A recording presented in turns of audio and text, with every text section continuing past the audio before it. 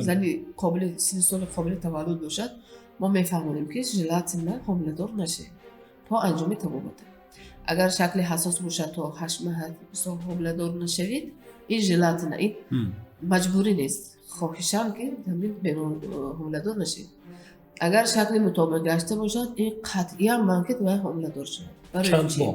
تا انجام طبابت شد و انجام طبابت میتوند 8 ماه باشد، 12 از تشخیص معلوم میشه. از روند طبابتش معلوم قطعا حامله دار نشود. برای چی؟ برای که داروهای قطار می‌بینیم از همون پلاسنتال بریر میگذرند، خود همون کودک ضرر کننش ممکن.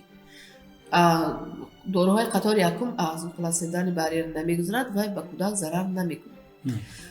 وقتی که میشه حالتی که زنی حامله در وقت حامله داریش معاین میشه که بیماری سل است. مثلا تشخیص میگذارن، تشخیصایی که در وقت به قیدگیری هم زنی حامله داری گذرانده میشه رنگه میکنن یا که سلفی دور دراز میکنن و معاین میکنیم که بیماری سل شدگی. اگر شکل حساس بیماری سل باشد داروش تابش دوام دادن میگیره.